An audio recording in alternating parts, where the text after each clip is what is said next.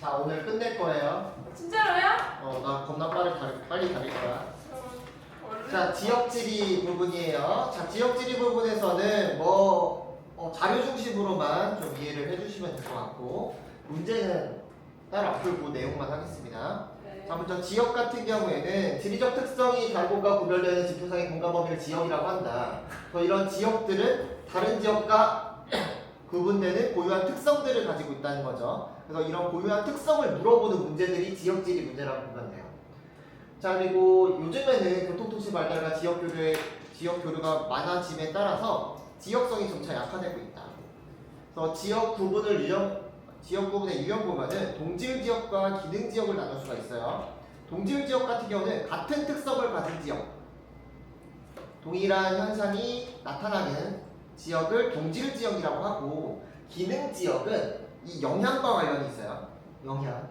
그래서 중심지가 있고 그 중심지의 기능에 영향을 받는 범위로 구성되어 있습니다. 그래서 보통 우리가 동질 지역 따질 때는 무슨 지역이라고 하고요. 기능 지역 같은 경우는 대체적으로 권자를 씁니다. 세력 권자를 쓰게 된다는 거.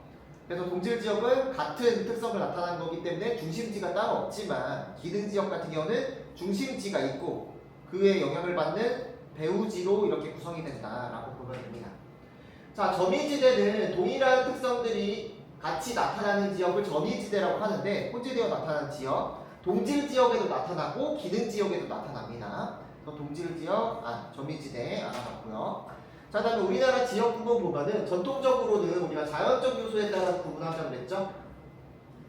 그래서 우리나라는 17개의 시도로 되어 있는데, 시에는 특별시, 광역시, 특별자치시, 도에는 이런 여러 개의 도가 있겠죠. 특별자치도에 이제 제주도, 강원도, 전북까지 포함되게 되었다. 자, 중요한 거는 북한입니다. 북한에서는 문제 나오는 유형이 크게 한 5가지 정도? 그거 말고는 문제가 안 나와요. 그래서 간단하게만 살펴보게 되면은, 자, 북한의 지역은 문제 잘 안 나오긴 합니다. 그냥 일단 특성들을 알아보면은 전체 면적의 80%가 산지예요, 산지. 자, 산지이기 때문에 얘네들은 논농사보다는 주로 밭농사를 많이 짓는다는 거죠. 자, 그리고 높고 험준한 산지가 북동부 지역을 중심으로 발달한다. 즉, 백두산과 개마고원 일대 그 부분이 굉장히 산이 높다고 보면 되겠고요. 자, 그리고 남서부에는 평야가 위치하게 된다. 자, 그리고 백두산은 화산 지형이 발달한다고 그랬죠. 칼데라호, 용암대지 등이 발달한다는 거. 자, 그리고 하천 같은 경우에 중요한 하천은 일단 압록강, 대동강, 그리고 두만강, 이 3개의 강만 좀 알아두면 되는데, 압록강 같은 경우에는 백두산으로 시작해서 서쪽으로 흐르는 하천, 대동강은 평양 쪽으로 흐르는 하천이라고 보시면 돼요. 그래서 평양은 대부분 서부 지역에 발달하게 된다 라는 거. 자, 그리고 동해로 유입한 하천은 두만강을 제외하면 대부분 규모가 작다는 거. 자, 기후도 보면은 일단 북한은 더 추운 기후, 대륙성 기후가 많이 나타나겠죠. 그리고 산맥과 바다 영향으로 동해안 지역이 같은緯도의 서해안 지역보다 겨울 평균 기온이 높은데, 이거는 아무래도 난류의 영향이 될 수 있다. 자, 그런데 청진 같은 지역 같은 경우에는, 청진, 즉 관북의 해안 지역은 한류가 흘러요. 난류가 아니라 한류가 흐른다는 거. 강수량 같은 경우에는 우리가 남에서 북으로 갈수록 강수량은 점차 줄어든다고 했었죠. 그래서 지역의 영향으로 인해서 강수량 차이가 큰데, 다우지와 소우지가 이렇게 나눠집니다. 자, 그래서 다우지 하면은 청천강 중상류의 바람바지 지역, 즉 신의주나 아니면은 희천 이런 동네가 있고요. 그리고 관동 지방에 해당하는 원산 같은 경우가 북한의 최다우지라고 했었죠. 원산이 북한의 최다우지다. 그래서 굳이 따지자면 이 관동 지방은 한강 중상류에 들어간다고 보시면 돼요.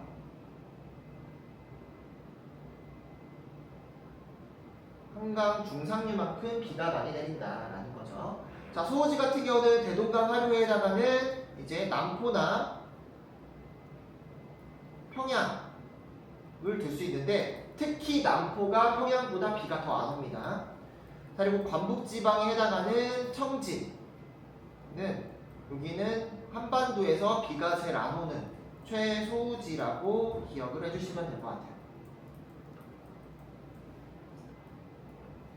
자, 다음 농업하고 주민생활 한번 보게 되면은 농업 같은 경우에 이 북한은 논보다는 밭의 면적이 비율이 높습니다. 왜냐하면 산지가 많기 때문이죠.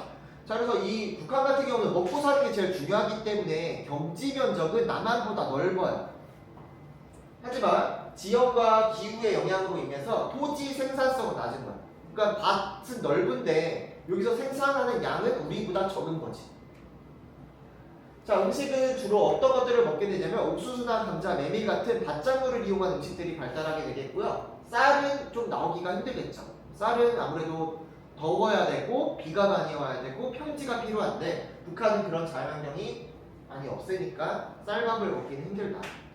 자, 북한의 가옥의 모습을 보면 춥기 때문에 전자 모양의 폐쇄적인 가옥의 형태를 나타낸다고 했었죠. 그리고 정주간이라고 하는 실내 부엌 시설이 있다. 정주간을 보고서 여기 북부지방이구나 하고 맞춰주시면 됩니다.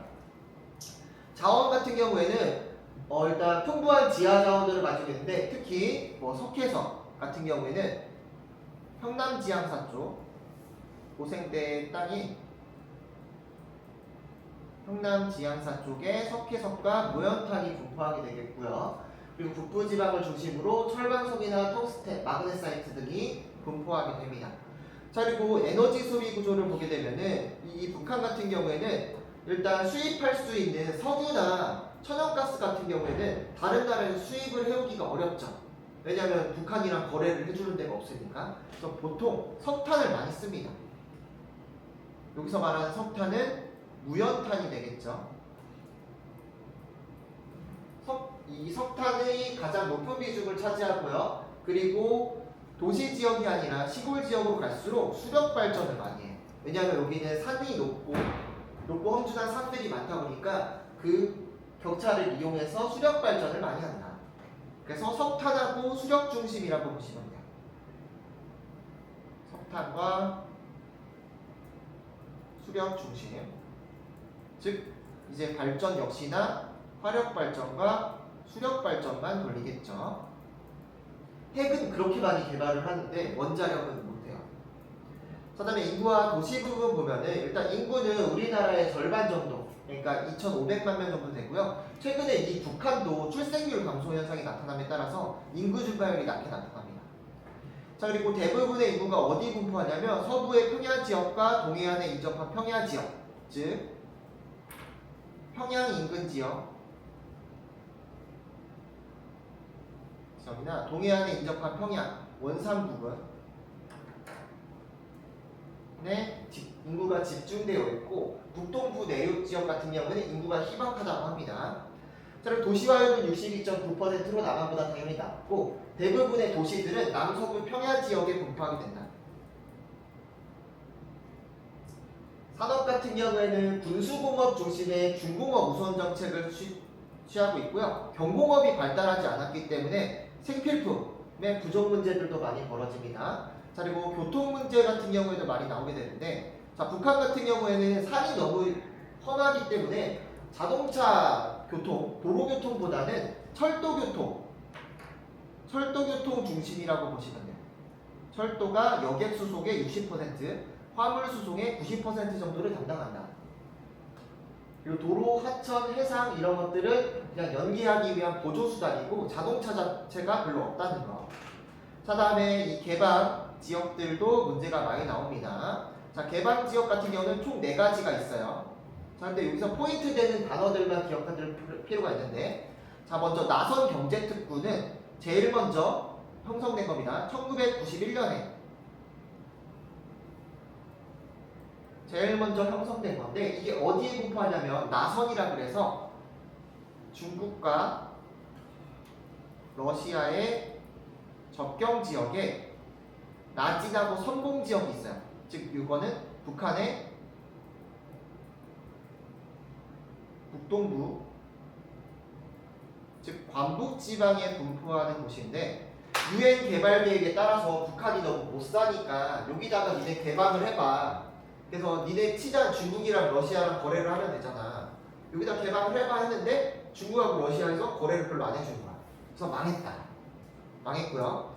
자, 그 다음에 야심차게 2000년대에 들어와서 추진한 신의주 특별행정구역이 있습니다. 자, 여기는 어디를 따라한 거냐면 여기는 홍콩을 따라한 거야. 홍콩 같은 경우에는 원래 어느 나라예요? 홍콩은? 중국이죠, 중국. 중국의 소속이란 말이야. 근데 여기가 원래 영국의 식민 지배를 받던 곳이야. 그래서 중국이 개방하기 이전에는 영국의 소속이었어. 그래서 영국은 자본주의니까 여기를 중심으로 거래를 많이 했던 거야. 그래서 우리나라 막 80년대, 90년대 때 홍콩 영화들이 이제 전 세계로 수출됐던 거지. 그러다가 90년대 때 중국이 개방 정책을 추진하게 되면서 이 홍콩을 할양받아요. 영국 사람한테 다시 돌려받아. 하지만 이 홍콩은 이미 자본주의로 많이 물들었지. 그래서 홍콩식으로 중국은 공산주의 국가지만 홍콩식으로 자본주의를 일정 부분 어느 한 지역에만 도입을 해보자 한 게 신의주 특별행정구역. 여기는 어디냐면 중국과의 접경 지역이거든.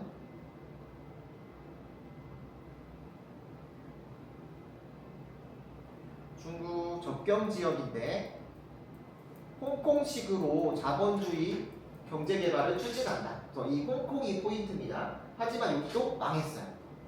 자, 다음에 금강산 관광지구 같은 경우에 이제 2000년대에 들어와서 정주영 회장이 거의 IMF 때 현대 정주영 회장이 소를 이끌고서 북한에 막 퍼줬단 말이야. 그랬더니 북한에 김정일이 감동해서 그럼 우리 금강산이라도 풀어주겠다. 그래서 금강산 관광을 추진했어.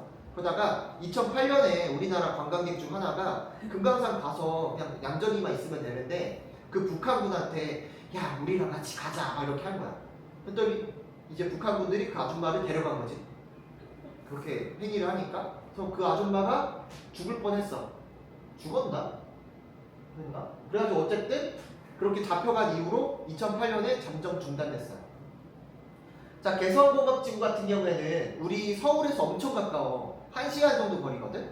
그래서 여기 같은 경우에는 남한의 자본과 기술 그리고 북한의 저임금 노동력을 활용해서 이제 공업단지를 차린 거야. 공업단지를 차렸는데 그래서 남북 경제협력의 상징으로 남한 사람들도 사실 이득을 엄청 많이 받거든? 북한 애들이 워낙 인건비가 싸니까 얘네들 가지고 물건 생산하면 엄청 싸게 생산할 수 있는 거야. 북한 애들도 남한이 돈을 많이 주니까 신난 거지. 너무 좋았는데 박근혜 정부 때 갑자기 우리 북한이 자꾸 뭐라 해서 우리 중단할 거야. 갑자기 중단을 해버렸어. 저 그러면 거기에 개성에 차려놓은 공장들 있잖아. 근데 이 중단되는 거를 이 사람들한테 미리 얘기 안 해주고 어느 날 하루아침에 오늘부터 개성공업지구는 중단합니다 이런 거야. 또 그 사람들 그냥 갑자기 끌려 내려온 거지. 아무것도 진도 못 챙기고. 그 공장이 남잖아. 그럼 북한 애들 어떻게 할까? 그 공장 자기들이 돌리겠지. 그래서 북한 애들만 놀았다. 그래서 어쨌든 얘네들은 중단됐다는 게 포인트예요. 그래서 위치들만 파악하시는 게 중요합니다. 자, 통일국토의 미래 보면은 남한과 북한의 경제적 상호보완성, 그러니까 개성공업지구 같은 데들을 계속 만들게 되면은 우리도 이득이고 걔네도 이득이란 말이야. 그래서 이런 것들을 이제 많이 늘릴 필요가 있겠다라는 겁니다. 자, 중요한 거는 자료 분석 1번에 다 나와 있습니다. 자, 북한은 문제 나오는 건 딱 정해져 있어요. 새로운 문제 안 나옵니다. 자, 첫 번째 농업. 자, 항상 북한은 이런 남한과 북한을 비교하는 형식으로 나오게 돼요. 자, 먼저 보게 되면은 재배 면적을 먼저 보겠습니다. 자, 최근 것을 기준으로 북한의 식량작물 재배 면적은 남한보다 훨씬 넓어요. 2배 정도 되지? 근데 생산량을 봅시다. 생산량을 보게 되면은 남한 같은 경우는 식량작물의 생산량이 줄어들어. 왜 줄어들까? 사람들이 안 먹으니까 줄어든 거지. 안 먹어서 식생활의 변화로 인해서. 북한은 계속 굶어 죽는 사람들이 많으니까 식량 생산량을 늘리기 위해 노력을 해. 그 결과 지금 현재 북한은 우리나라보다 식량 작물 재배 면적이 2배 정도 돼요. 근데 생산량은 비슷하지. 즉 한 면적당 생산하는 그 작물의 양은 우리나라 훨씬 많은 거지. 그래서 정리를 해보면은 재배 면적은 북한이 남한보다 훨씬 넓어요. 생산량 자체는 북한하고 남한하고 비슷한 거야. 자, 그런데 토지 생산성. 그러니까 우리나라는 여러 가지 과학적 지식도 도입을 하고 비료도 쓰고 하니까 우리나라가 훨씬 더 토지 생산성이 높은 거죠. 토지 생산성이 높다. 라는 거. 그래서 북한이 산이 많기 때문에 재배 면적 넓지 않을 거야 라고 생각할 수도 있는데 넓다는 거 기억해 주시면 돼요. 자, 두 번째로는 이제 식량 작물별 생산량도 한번 보겠습니다. 생산량. 자, 우리나라 같은 경우 식량 작물 하면은 쌀 중심이에요. 쌀 중심이고 쌀 다음에는 냉류가 오겠죠. 자, 근데 북한 같은 경우에는 역시나 쌀이 중심이긴 하지만 쌀의 양이 절반도 못 미치게 되겠고요. 그 다음에 많이 생산하는 게 옥수수겠죠. 옥수수, 그리고 맹류와 서류까지도 많이 생산한다. 여기서 말하는 서류는 뭐냐면 감자, 고구마를 말해요. 감자, 고구마. 자, 그래서 북한 같은 경우에는 쌀과 옥수수 그리고 뭐 이런 서류나 서류의 생산량이 좀 많은 반면에 우리나라는 쌀 중심이다 라는 거. 자, 다음에 여기 자원도 한번 보겠습니다. 에너지 공급량도 보게 되면은, 자, 북한 같은 경우에는 에너지 공급이 대부분 여기 석탄과 수력 중심으로 나타나게 되고요. 북한은 천연가스를 안 써요. 안 쓰는 게 아니라 못 써요. 쓰는 법을 몰라요. 얘네가 도시가스를 쓸 거야, 뭐를 쓸 거야? 못 써요. 그래서 석탄하고 수력이고 석유 같은 경우에는 중국이나 러시아한테 조금 얻어오는 정도? 그 정도라고 보면 돼요. 보통 다 군수공업으로 쓰게 되겠고. 자, 우리나라 같은 경우에는 어떤 순서대로 나타나죠? 유, 탄, 천, 원, 신, 수 형태로 나타나죠. 그래서 북한과 남한의 에너지 소비 구조를 비교하는 문제도 나올 수 있다. 발전량도 한번 보게 되면은 발전량. 자, 북한 같은 경우에는 거의 수력 중심입니다. 수력. 그리고 화력을 쓰는 곳은 뭐요? 화력을 쓰는 곳은 평양 인근 지역만 화력 발전으로 전기를 돌릴 수 있고요. 평양 이외의 지역들은 다 수력 발전 돌리고 있다고 보면 돼요. 그래서 얘네들은 겨울철에 그럼 전기를 많이 쓸 수 있어 없어? 없는 거지. 자, 우리나라 같은 경우에는 화력 중심인데 이 화력에서도 발전량으로 따지게 되면은 석탄과 천연가스의 비중이 높다 그랬죠. 그리고 여기 원자력도 많이 쓰고 그리고 신재생을 많이 쓰는데 이 신재생은 폐수, 풍, 조 순으로 나타난다고 했었죠. 대수풍조. 북한과 남한의 이런 에너지와 관련된 문제들도 출제될 수 있습니다. 그 밑에 보면은 북한의 개방지역도 나오게 돼요. 개방지역을 보게 되면은 아까 전에 봤었던 지역들 위치랑 그리고 주요 핵심 단어들을 볼 필요가 있는데, 자, 제일 먼저 개발된 데가 여기 관북지방에 위치하고 있는 나진과 선봉, 나선 경제특구입니다. 자, 나선 경제특구 같은 경우에는 북한 최초의 경제특구라는 거, 그리고 UN 개발계약의 지원을 받았다는 거, 그리고 위치상으로 중국과 러시아의 접경지역이라는 거. 이 부분이 포인트예요. 이것만 알고 있으면 됩니다. 자, 다음 또 개방지구로서 2011년에 이제 개발하기로 한 신의주 특별행정구역은 중국과의 접경지역이에요. 그리고 누구를 그 모델로 삼았냐면 홍콩을 모델로 삼았다. 하지만 역시나 망했다는 거. 그래서 여기가 황금평 위안호 쪽, 신의주가 있는 이쪽에서 개발하게 된다는 거.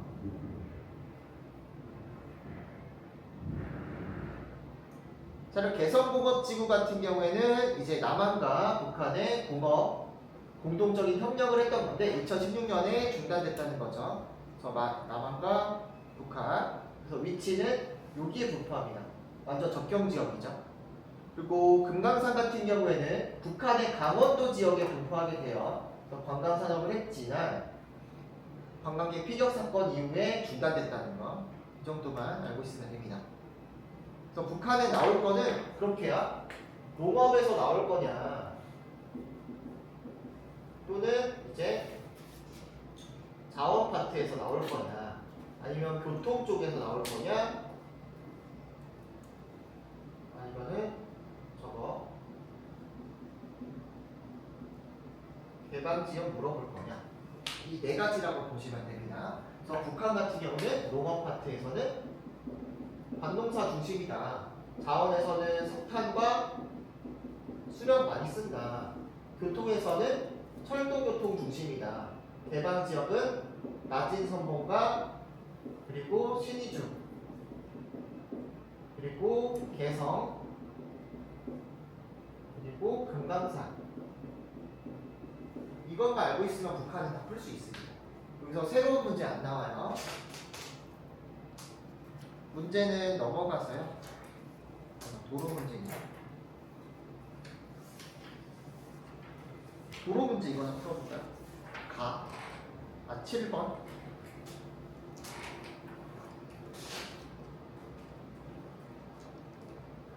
남북한의 교통로 길이 변하다. 이에 대한 설명으로 옳지 않은 것은 A, C는 각각 도로, 지하철, 철도 중에 하나래. 도로, 지하철, 철도 중에 하나인데, 자 먼저 가랑 나가 남한인지 북한인지 맞춰봅시다. 자 단위부터 보면 돼요. 자 가 같은 경우에는 단위가 100, 200, 300, 400, 500이야. 근데 나 같은 경우는 단위 자체가 작지.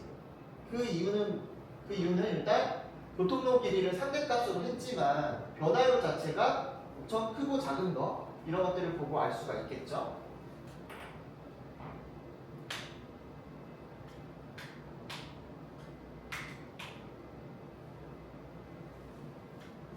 자 그래서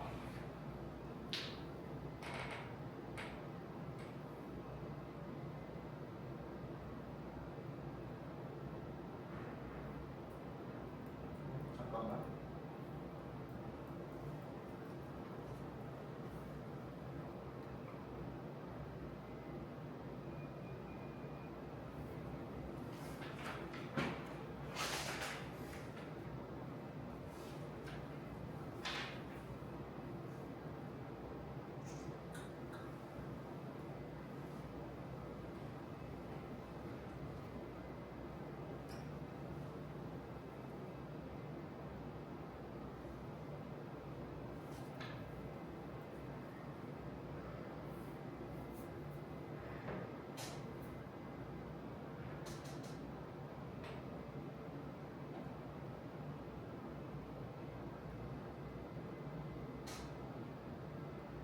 자 그래서 같이 보게 되면은 자 일단 길이 변화 가지고 보게 되면은 일단 변화율이 큰 거 도로 교통 발달에 투자를 할 수 있는 가가 남한이 되겠고 나가 북한이 된다고 보시면 돼요. 자 그래서 A, B, C는 도로, 지하철, 철도 중에 하나라고 되어 있습니다. 좀 어려운 문제긴 한데 자 보면은 일단 지하철 같은 경우에 북한에 지하철이 있을까요 없을까요? 있긴 있대요. 평양 쪽에 조금 있대. 자, 근데 이 평양에 있는 지하철 같은 경우에는 더 이상 확장을 하기가 어렵겠죠. 그래서 변화가 제일 없는 거. 이게 지하철이 됩니다. 지하철.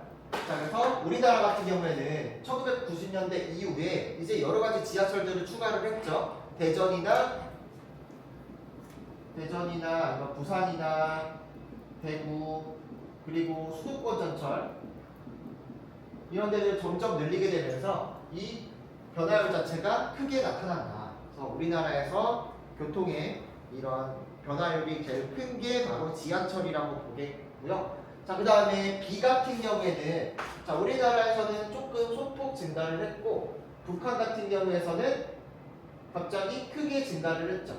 2000년대에서 2010년대 크게 증가를 한 거 봐서 그나마 이거는 변화율이 큰 도로라고 보시면 되고 그리고 C 같은 경우에는 2010년대에 조금 증가하게 된 이게 철도라고 보면 됩니다. 특히 우리나라에 2010년에서 2020년 사이에 소폭 증가하게 된 거는 이거는 우리나라에서 서울과 고속철도랑 관련된 증가율을 볼 수가 있을 것 같아요. 자, 북한 같은 경우에는 이 도로교통망이 평양 쪽밖에 없었기 때문에 이거를 크게 늘린 모습을 보여주고 있고요. 그리고 철도교통 중심이다. 자, 그래서 정리를 해보면은 남한 같은 경우는 일단은 도로교통 중심으로 나타나고 있고, 이 도로가 여객과 화물에서 대부분을 차지하고 있는 특징을 가지고 있습니다. 그리고 북한 같은 경우에는 철도교통 중심인데 얘 같은 경우에 여객과 화물에서 대부분의 이동량을 차지하고 있다 라는 거라고 보시면 되겠습니다. 자, 그래서 1번 A는 B보다 단위거리당 평균 건설비가 비싸다. 지하철과 도로 단위거리당 평균 건설비 당연히 지하철이 비싸겠지. 도로는 그냥 이렇게 아스팔트만 깔면 되잖아. 근데 이거는 뭐 지하를 뚫어야 되니까. 2번 B를 이용하는 교통수단은 도로를 이용하는 교통수단은 A를 이용하는 교통수단보다 운전 연결성이 우수하다. 우수하죠. 도로교통이니까 운전 연결성 우수하다고 했습니다. C를 이용하는 교통수단은 A를 이용하는 교통수단보다 전력을 운송 에너지원으로 활용하는 비율이 높다. 철도 같은 경우에는 이 전철을 지하철을 다른 말로 전철이라고 부르기도 하잖아. 전기 에너지를 많이 사용하거든. 근데 철도 같은 경우에는 대부분 이제 석탄을 많이 쓰기도 하고 전기를 많이 쓰기도 하죠. 그래서 볼 수가 있습니다. 이걸 설명한 것 같아요.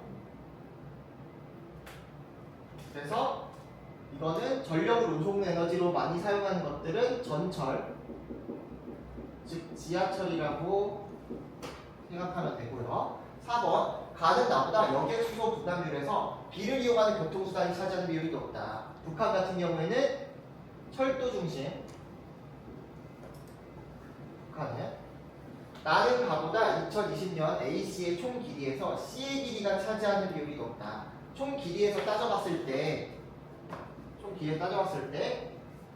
남한 같은 경우에는 도로, 철도, 지하철 순으로 나타나겠죠. 북한 같은 경우에는 철도, 도로, 지하철 순으로 나타날 것 같습니다. 그래서 철도가 가장 길다 라는 거.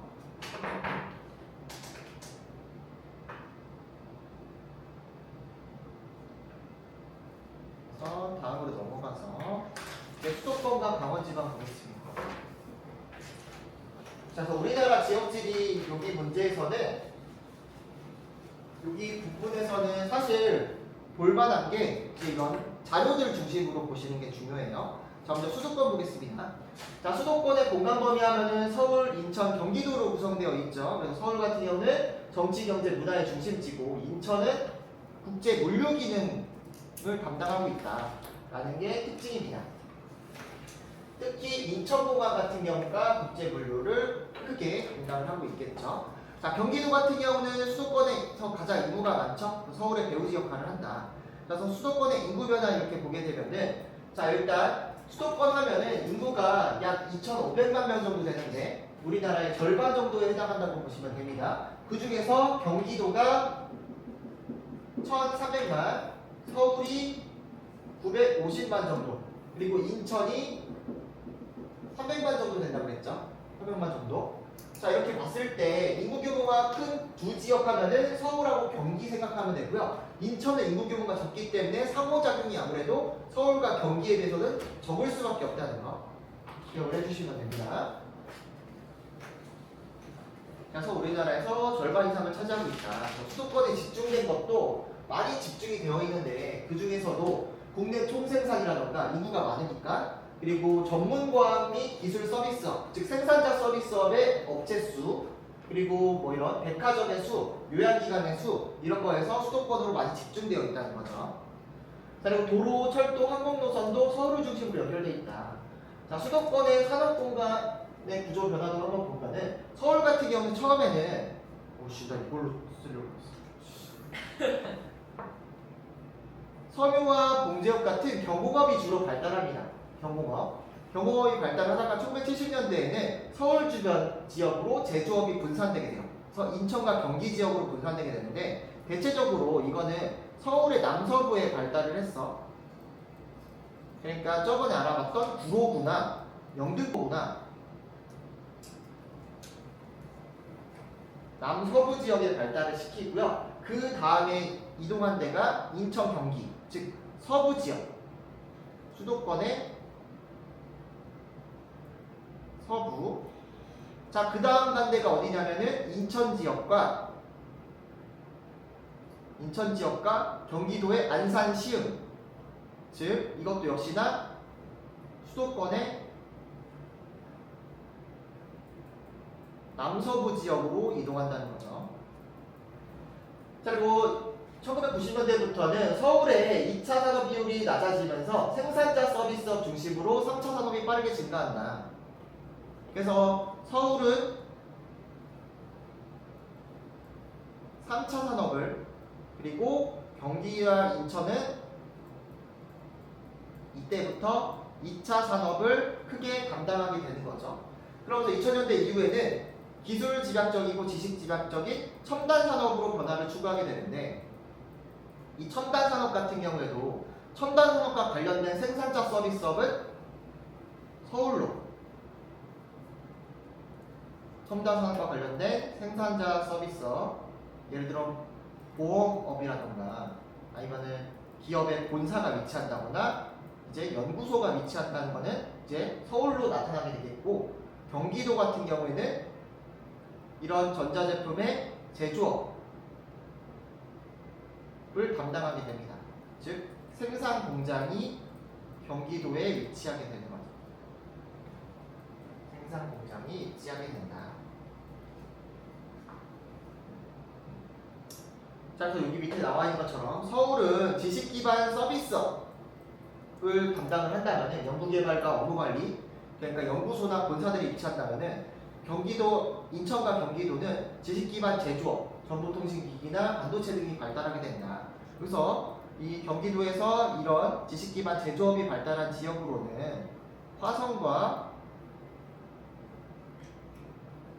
수원, 용인, 이천, 그리고 파주 지역까지 이런 지역들에서 지식기반 제조업, 즉 전자공업이 발달한 지역이 나타나게 된다.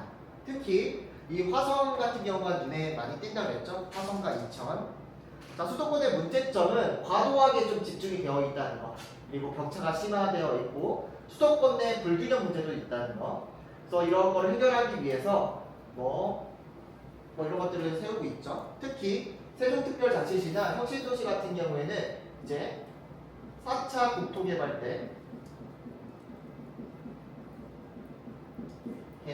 나타나게 된 거고, 수도권 정비 계획을 통해서 다양한 공간 구조로 전환하려고 노력을 한다라는 내용들이 있습니다.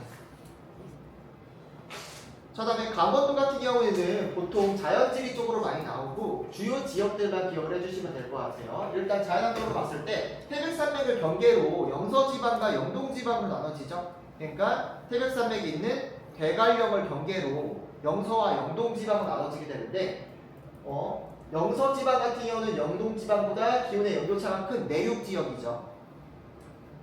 그리고 영동지방은 동해안에 위치한 지역이다 보니까 겨울이 따뜻해요. 자, 지형도 보게 되면은 영서지방 같은 경우는 서쪽 지방이기 때문에 하천의 유류가 긴 편이다. 그래서 하천의 상류에 해당하는 지역들이 많고 침식분지, 고위평탄면 등이 발달하게 됩니다. 그에 반해 영동지방 같은 경우는 하천의 유류가 짧고 평균 경사가 급하다 그랬죠. 그러면서 석고가 많이 발달한다. 그래서 영동지방과 영서지방의 인문 환경들도 다른데, 영서지방 같은 경우에는 한강을 따라 경기도와 교류가 됩니다. 그래서 수도권과 비슷한 방어들이 나타나게 되는데, 여기는 특히 산이 많다 보니까 관농사의 비율이 높아요. 그래서 뭐 메밀이나 감자 이런 것들을 활용한 음식들이 많이 발달하게 되겠고, 그리고 고랭지 농업 같은 경우에도 이제 영서지방에서 이루어진다고 보시면 돼요. 영동지방 같은 경우에는 경북이나 아니면 북부 해안지방과 교류가 많아요. 그래서 동해안을 따라서 경도 사투리랑 비슷한 사투리가 나타납니다. 그리고 여기는 주로 관광 산업들이 많이 발달한다는 거. 관광으로 먹고 사는 거. 그래서 영서지방의 대표 도시 하면은 춘천과 원주를 들 수가 있고, 영동지방의 대표 도시 하면 강릉을 들 수가 있는 거죠. 그래서 강원도의 탑3 하면은 원주, 춘천, 강릉 이렇게 보시면 됩니다. 자, 산업구조도 보게 되면은 이 강원 지역은 밭작물 중심의 농업과 풍부한 임산과 수산자원을 바탕으로 1차 산업이 중심적으로 발달을 했습니다. 그리고 우리나라 최대 광업 지역으로 성장을 했었죠. 태백과 정선 같은데, 자, 성장을 했지만 1990년대 초에 석탄 산업 합리화 정책을 시행하게 되면서 광업 지역의 경제 침체와 인구 감소가 일어나게 됩니다. 그에 따라서 여기에 강원랜드라고 하는 카지노 관광이 발달하게 된 거죠. 자, 최근에는 강원 지역이 다시 한번 성장을 하기 위해서 첨단 산업 중심으로 성장하려고 노력을 하고 있습니다. 춘천 같은 경우는 바이오 산업, 원주가 첨단 의료기기 관련 사업. 그래서 특히 이 원주 같은 경우에는 이 강원도에서 혁신도시이자 기업도시로 지정된 곳이죠. 그래서 의료기기랑 관련된 산업들을 추진을 하고 있어요. 그리고 강릉 같은 경우에는 신소재 이런 것들을 하고 있다고 합니다. 그리고 관광산업도 많이 육성을 하고 있고 2018년 평창 동계올림픽을 계기로 고속철도들도 깔리게 됐어요. 그래서 준고속철도를 이용해서 서울과의 교류도 많아졌다라는 내용들입니다.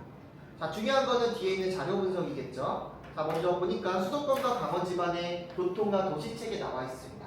일단 수도권 지역이라고 할 수 있는 이 지역들을 바탕으로 이제 고속국도와 고속철도들이 많이 건설되어 있는데 서울을 중심으로 외곽 순환도로가 구성되어 있어요. 그래서 서울에서는 이런 경기도 지역과 많은 교류를 할 수 있다는 거.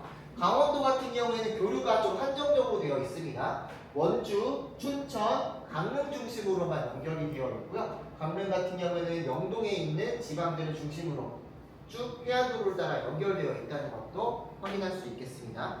특히 수도권과 많이 연결되는 지역은 이 춘천 지역이 되겠죠. 춘천은 수도권에 전철이 잘 연결되어 있다는 거. 그리고 원주 같은 경우에는 충청권과 수도권과 잘 연결되어 있는 곳입니다. 그러니까 이 밑으로는 충청권, 그리고 여기에는 수도권과 연결이 되어 있는 곳으로 이제 전략적으로 이 원주가 교통이 조금 더 편리하기 때문에 원주 쪽을 키워준다는 거죠. 그래서 이거는 처음 나온 자료인데 그냥 한번 읽어보시면 될 것 같고요. 자, 다음에 주요 지표도 한번 보도록 하겠습니다. 자, 먼저 성비 같은 경우에는 저번에도 얘기했지만 성비는 여성분의 남성이라고 그랬죠? 성비가 높다라는 것은 남자들이 많다는 걸 의미해요. 남자들이 많은 지역들을 보면은 여기 최전방 지역들을 들 수 있죠. 여기는 왜? 군 지역이기 때문에 그렇죠. 여기서 말하는 군은 군인을 말합니다. 군대. 그래서 여기는 군인들이 많을 수밖에 없고, 그럼 여기는 왜 많냐? 여기는 화성평택이죠. 즉 중화공업이 발달한 지역이기 때문에 많다라고 해석할 수 있습니다. 자, 다음 노령화 지수 같은 경우는 당연히 시골로 갈수록 노령화 지수가 높겠죠. 근데 특이한 점은 자, 여기 지역 화성과 평택 지역 있죠. 자, 여기는 노령화 지수가 낮아요. 노령화 지수가 낮다는 얘기는 유소년이 많다는 뜻이잖아. 그러니까 여기는 젊은 층에 일자리들이 많기 때문에 일자리가 많아서 신혼부부들이 많다는 거죠. 그래서 여기는 유소년층이 많다라는 거를 의미하게 됩니다. 자, 그리고 여기 서울 옆에 있는 하남 같은 경우에도 신도시가 지정되면서 유소년 인구가 많이 증가를 했다고 보시면 되겠죠. 즉 서울의 교외화 현상 때문에 이 지역은 노령화 지수가 낮게 되었다. 노령화 지수가 높은 지역들을 보게 되면은 이런 시골들을 들 수 있겠죠. 횡성이나 평창이나 영월 같은데 이런 데가 당연히 높게 나타나겠다. 자, 다음에 주간인구 지수 같은 경우에 특이한 점은 일단 서울 같은 경우도 주간인구 지수 당연히 높겠죠. 이 주간인구 지수는 항상 일자리랑 관계됐다 관련이 있다고 보시면 돼요. 자, 그 중에서도 서울과 가까운 지역들 같은 경우는 주간인구 지수가 낮게 떨어진다고 했지. 즉 여기 같은 경우에는 대부분 출근을 서울로 하니까 서울의 통근에 많은 영향을 미치는 곳이니까. 하지만 바깥쪽 같은 경우는 오히려 주간인구 지수가 높아진다. 특히 여기 화성, 평택, 여기 이천 같은 경우에는 바깥쪽에 이제 공장, 2차 산업 일자리들이 많으니까 여기는 2차 산업이 많이 발달되어 있으니까 주간인구 지수가 높은데, 근데 여기 이런 데는 어디냐? 이 포천, 아니면 여기 횡성, 아니면 여기 정선, 이런 데는 왜 주간인구 지수가 높냐? 일자리 없을 것 같은데 여기는 상대적으로 1차 산업의 일자리들이 좀 있는 거야. 1차나 3차 일자리들이 많기 때문에 상대적으로 여기 사는 사람들이 별로 없지만 타 지역에서 많이 온다는 거죠. 그 타 지역이 어디냐? 여기 지방 같은 경우에는 역통근의 형태를 보이게 되는데, 보통 우리가 수도권에서는 내가 값이 싼 도지역에 살면서, 그러니까 서울이 아닌 지역에 살면서 서울로 출근을 하잖아. 이거를 그냥 정상적인 통근의 형태라고 생각을 해. 근데 지방 같은 경우는 역통근을 해. 이게 뭐냐면 지방은 도시에서 중심도시, 생활환경이 좋은 중심도시에 살면서 도지역이라고 할 수 있는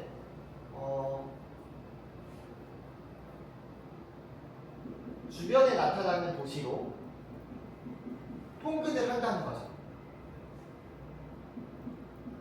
왜냐하면 이 중심도시들은 지방에서 그나마 생활환경이 좋아.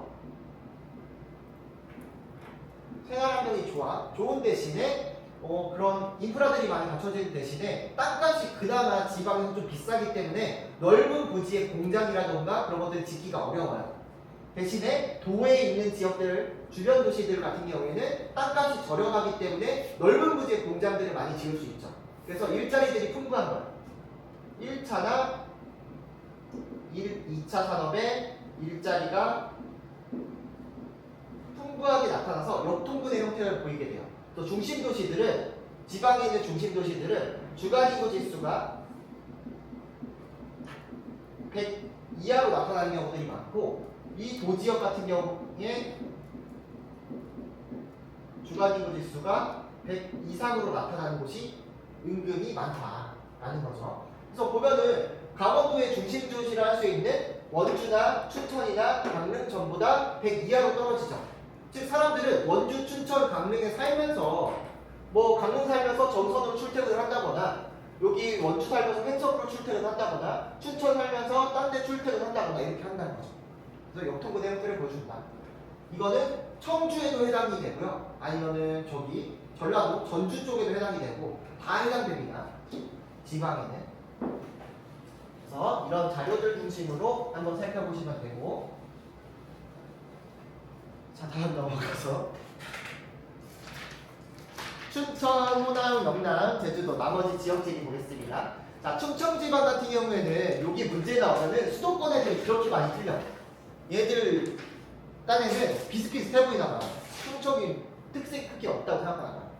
자, 그래서 충청 지역은 대전, 세종, 충북, 충남을 포함을 하게 됩니다. 자, 여기는 일단 특징이 수도권과의 높은 인접성과 교통 발달로 성장했다. 교통이 중심이 돼요. 그래서 과거에는 내륙순이, 그러니까 수원교통이 발달했을 때, 조선시대 때에는 충주나 공주, 구역, 강경 등이 하천교통의 중심지로 성장했는데, 여기서 말하는 강경은 논산을 말해요. 그러니까 금강과 관련해서 하천교통의 중심지로 성장을 하다가 일제강점기 때 철도가 개통됨에 따라서 철도 교통의 중심지인 이때부터 대전이 성장하게 돼요. 그래서 원래 대전은 조선시대 때 근본 없는 곳이야. 여기는 그냥 큰 밭이란 말이야. 밭만 있었던 곳인데 일제강점기 때 이후에 철도 때문에 성장하게 되었다. 자, 그리고 1970년대 이후에는 이제 경부나 호남, 중부, 서해안고속도로이 생기면서 교통과 물류 중심지의 역할을 충청도가 하게 되었고요. 그리고 2000년대 이후에 수도권 전철이 연장되면서, 즉 천안과 아산 쪽으로 연장이 되고, 고속철도의 개통으로 인해서 이제 천안 아산뿐만 아니라 청주의 오송 지역까지 개통이 되게 되면서 수도권과의 접근성이 향상되었다. 그래서 원래 나도 서울로 출장 갈 때 원래 차 타고 갔었거든? 근데 차 타고 한번 가니까 금요일날 출장 가고 그러니까 서울 빠져나오는 데만 3시간 걸리는 거야. 그래서 무조건 요즘에 KTX 타는데 KTX 여기 청주에서 서울까지 가는데 50분밖에 안 걸린단 말이야. 또 그렇게 빨리 갈 수 있다는 거. 접근성이 향상됐다는 걸 의미하게 됩니다. 자, 최근에는 교통발달과 수도권 가미라에 따른 분산정책이 시행됨에 따라서 이 충청권이 성장을 하고 있습니다. 다른 시도들은 저보다 인구가 줄어들고 있거든. 근데 수도권하고 충청권만 인구가 증가한다. 자, 그리고 산업이 크게 또 발달하고 있는데 여기 충청권 같은 경우에 수도권의 공장 총량제 시행에 따라서 공업 기능들이 많이 이전을 했습니다. 특히 이거는 교통 발달에 따른 혜택을 많이 받겠죠. 그래서 산업의 주요 지역들을 살펴보게 되면은 중화학공업은 아산, 당진, 서산, 그러니까 서단 하천 지역들을 들 수가 있겠죠. 첨단 산업 같은 경우는 아산, 대전, 청주 중심으로 성장하게 되었다. 그래서 산업하면은 항상 문제 나오는 것들이 서당, 천, 그리고 청주 이렇게만 기억하시면 돼요. 서당, 아천, 청주. 그래서 서산 같은 경우에는 석유화학이랑 자동차, 당진은 제철, 아산은 자동차랑 전자, 천안은 전자, 청주는 전자도 있고 석유화학도 있고 이렇게 서당, 아천, 청주 나왔을 때 특히 청주 문제 나오면 애들 수도권 애들 벌벌 떨어. 맨날 틀려요. 킬러 문제 중에 하나입니다. 자, 그래서 도시 성장도 보면은 수도권과 인접한 지역이 천안 아산이랑 제조업이 발달한 당진, 서산 등이 인구가 빠르게 증가하고 있어요. 자, 그래서 여기 같은 경우는 2000년대 이후에 증가를 했다고 보시면 돼요. 2000년대 이후, 00년대 이후에 급성장하는 모습을 보여준다. 자, 그리고 행정중심 복합도시 세종특별자치시가 있다고 했죠. 세종특별자치시와 충청남도 도청이 이전한 홍성과 예산. 이 도청은 어디에 있다고? 예산에 있다고? 홍성에 있다고? 홍성에 있다. 자, 기업도시도 지정되어 있는데 기업도시는 해안지역과 충주지역에 위치하고 있죠. 그리고 혁신도시는 진천 음성지역, 그리고 새롭게 이번에 지정된 대전과 내포신도시도 혁신도시로 지정되게 되었다. 또 특히 진천 음성이 문제에 많이 나왔었어요. 그래서 충청권은 우리는 틀리면 안 된다. 자, 다음에 호남지방 보겠습니다. 호남지방 같은 경우는 광주광역시랑 전북, 전남을 포함하고 있는 지역인데 대부분 아무래도 평야나 섬지역으로 이루어져 있습니다. 그래서 여기 같은 경우에는 주로 농업이나 어업 관련된 문화들이 많이 출제가 되겠고요. 이 농업, 어업과 관련해서 이 다양한 문화, 축제랑 관련된 문제들이 많이 출제가 돼요.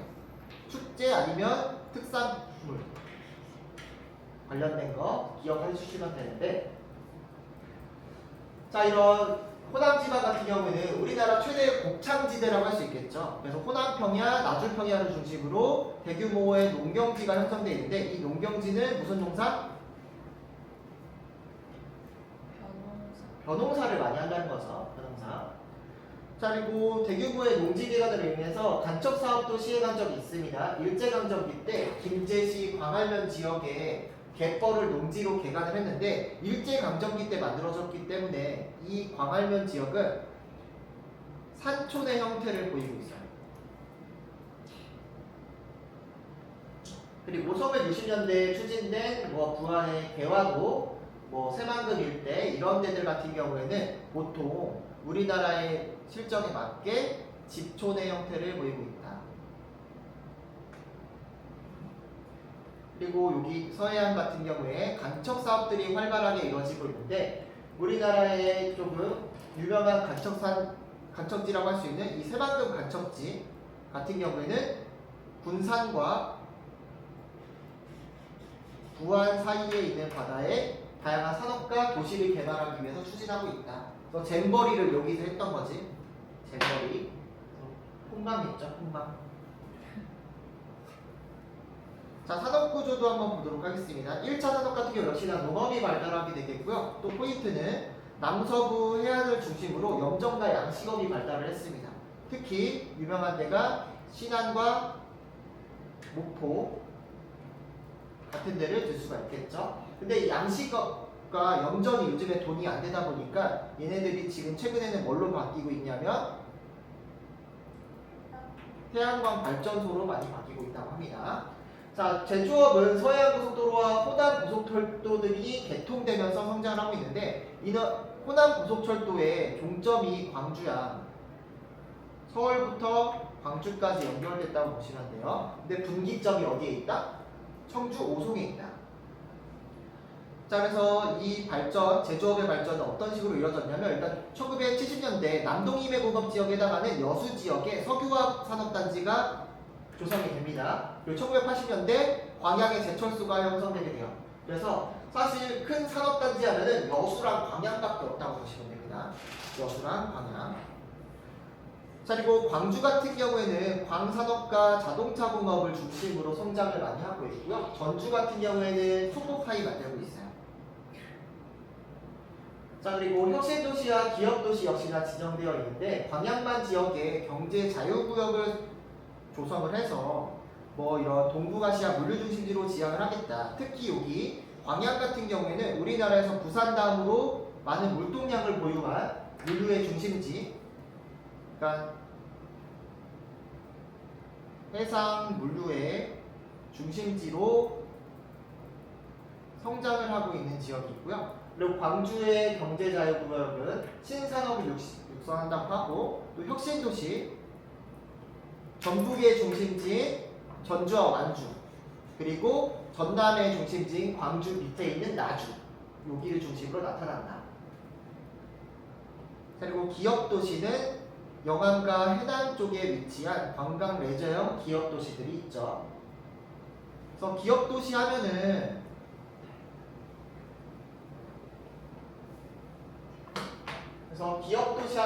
총 4군데가 있는데, 일단 산업과 관련된 기업도시로는 강원의 원주와 그리고 충북의 충주가 있고요. 관광과 관련된 거는 충남의 해안, 그리고 전남의 영암과 해남, 이렇게 있다고 보시면 되겠습니다.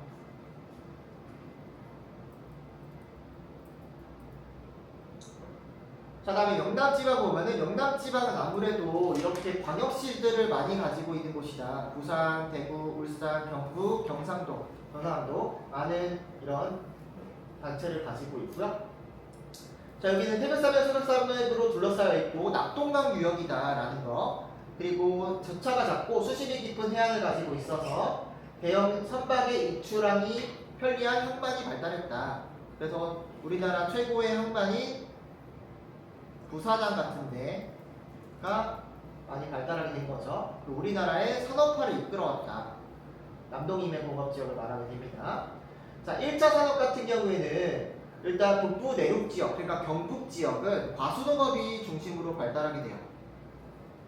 과수농업이 발달하다 보니까 여기는 전업농가의 비중이 가장 높고 농가의 수도 우리나라에서 가장 높은 지역이다라고 보면 돼요. 그리고 경남 지역 같은 경우는 농업 지역이라고 한다면은 낙동강 하구에 있는 삼각주나 대도시 근교 시설에 있는 시설 원예 농업들이 주로 발달했다고 보시면 됩니다. 그래서 여기는 경남 지역인데 경남 지역은 크게 농업이 발달하지 않았다는 거죠. 자, 여기 영남권에서 제일 중요한 건 제조업입니다. 제조업은 수출 위주의 중화공업 육성 정책으로 발달하게 됐는데 1960년대 때에는 우리가 부산과 대구를 중심으로 경공업이 발달했다고 그랬죠. 경공업. 그리고 70년대 이후에는 대규모 산업단지가 조성되면서 중화공업단지들이 성장하게 되었다. 그 과정에서 영남 내륙 지역에 해당하는 지역은 이제 대구나 구미를 중심으로 발달시켰는데 특히 대구 같은 경우에는 섬유, 패션의 도시라고 그러잖아요, 대구를. 그래서 섬유 공업이 1960년대랑 연계해서 발전시키게 되었고 자동차랑 관련된 것도 조금은 성장하게 됩니다. 자, 그리고 구미의 전자공업 얘기는 많이 했었죠. 스마트폰을 우리나라에 생산하는 갤럭시를 대부분 구미에서 생산한다. 남동임해공업 지역 같은 경우에는 일단 이런 적환지 지향성 유리한 흑만을 중심으로 적환지 지향의 공업이 주로 발달하게 되는데 울산 같은 경우에는 석유화학, 정유, 자동차, 조선 전부 다 발달되어 있고요. 포항 같은 경우에는 제철, 창원 같은 경우에는 기계, 거제는 조선 이런 것들이 같이 발달되어 있다라는 거. 그래서 울산에 제철을 빠졌네. 제철까지도 기록을 해주세요. 남동임해공업 지역은 첨단 산업보다는 중화공업 위주로 성장을 한다라는 거 확인해 주시면 되겠습니다. 자, 인구와 도시도 한번 보겠습니다. 전통적인 대도시 부산 같은 경우가 인구가 330만 정도 된다고 그랬죠. 대구 같은 경우가 인구가 250만, 그리고 울산 같은 경우가 110만, 창원 같은 경우가 인구가 100만 정도 되고 있고 포항, 구미 같은 경우는 인구가 30~40만 정도로 그렇게 많지가 않다라는 거. 자, 그리고 대도시의 교외화 현상도 뚜렷합니다. 우리나라에서 서울을 제외하고 부산과 대구 지역에서 교외화 현상이 뚜렷하게 나타난다는 거. 자, 그래서 부산 같은 경우에는 부산 사는 사람들이 김해와 양산, 그리고 대구 사는 사람들은 경산으로 이동하게 되는데 그래서 얘네들은 신도시가 형성된 거야. 그래서 얘네들 같은 경우에는 젊은 인구들, 신혼부부의 유입이 많아지게 된 거죠. 유입이 많아지게 되면서 이 지역은 이제 유소년층 인구가 늘어나게 된다는 거.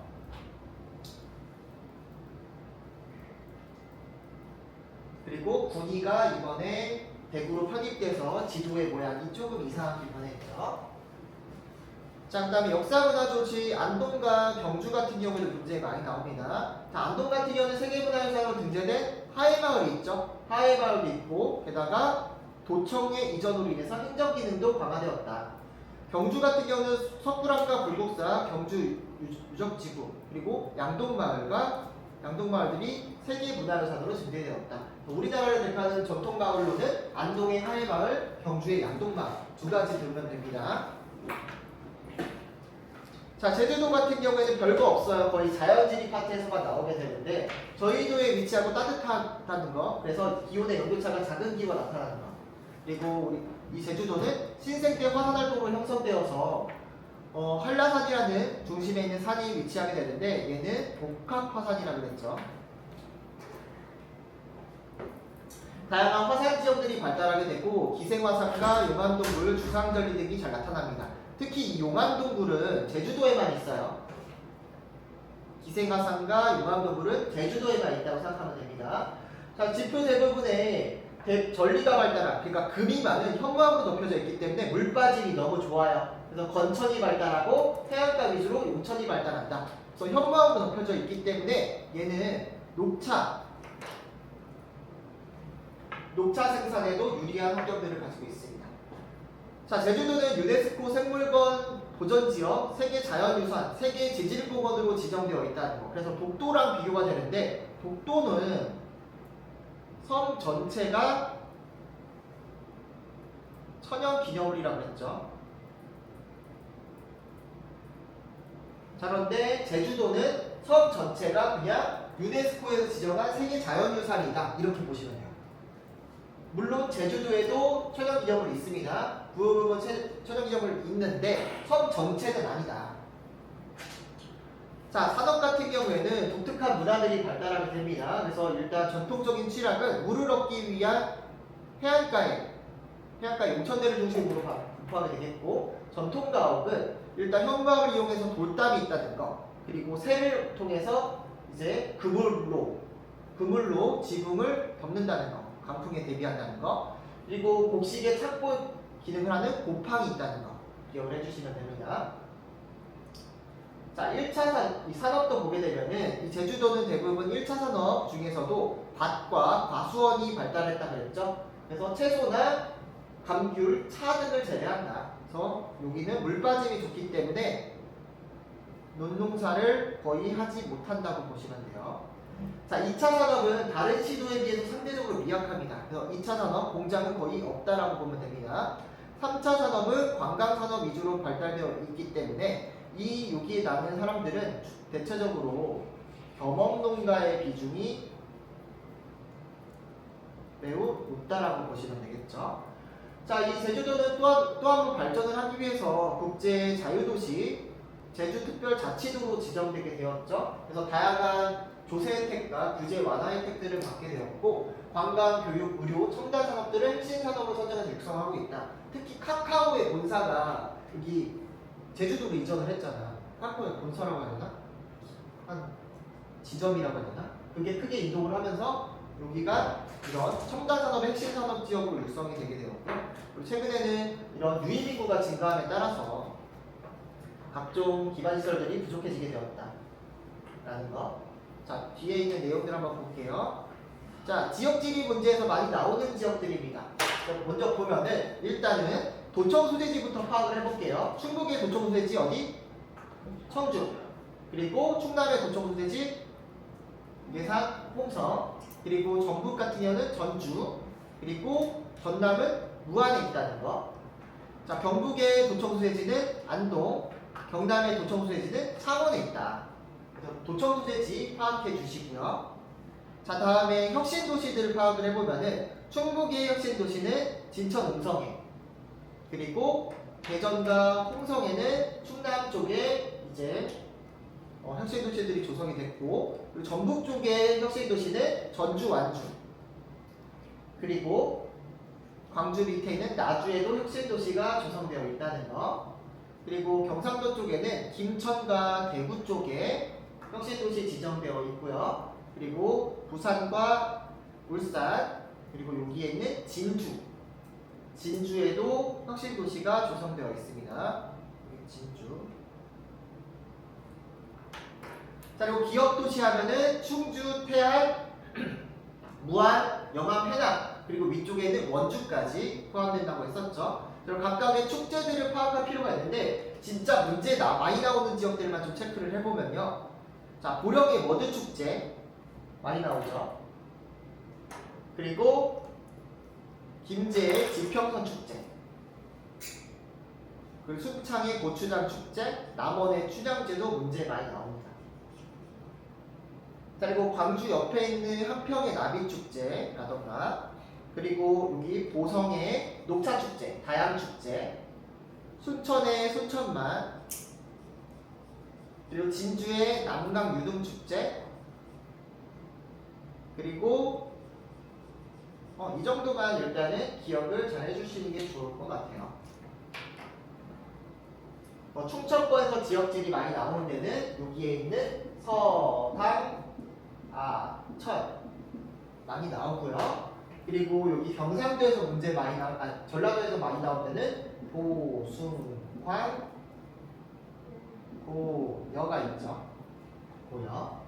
자, 그리고 여기 경상도 같은 경우는 문제 많이 나온 데는 일단 대구, 그리고 포경, 울부, 창 순으로 많이 나타난다는 거. 이런 데가 많이 나오니까 꼭 기억을 해주시면 되겠고, 또 진주는 모양으로 잘 기억을 해주시면 좋을 것 같아요. 그래서 여기에서 축제 문제들, 이런 거 여러 가지 힌트들을 잘 파악을 해주셔야 됩니다.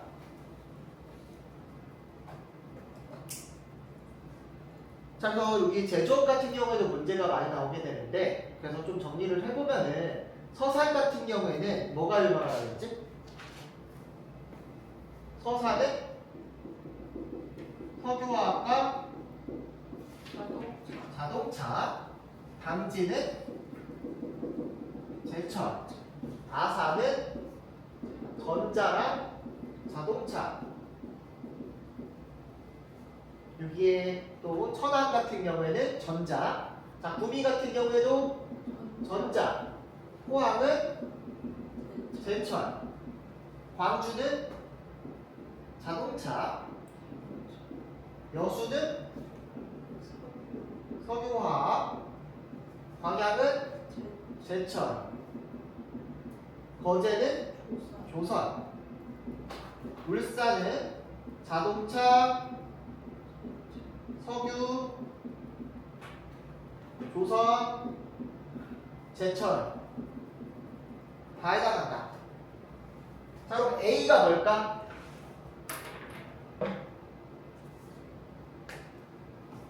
A. 서산에도 들어가고 여수에도 들어가고 울산에도 들어가네. 공통적으로 된 석유화학이 되겠죠. 자, 다음에 석유. 자, B 같은 경우는 뭘까요? B는 서산에도 들어가고 아산에도 들어가고 그리고 광주에 1등이고 울산에 1등이고 B는 자동차가 되겠죠. 자, C는 당진에 들어가고 포항에 들어가고 광양에 들어가고 포광당 제철이 되겠죠. D는 어디냐? D는 아산, 구미, 다른 데 없나? 아산, 구미, 천안까지 갔을 때 이거는 전자라고 보면 되고, E도 있나? E는 거제에 들어가는 거. 이게 조선이 되겠죠.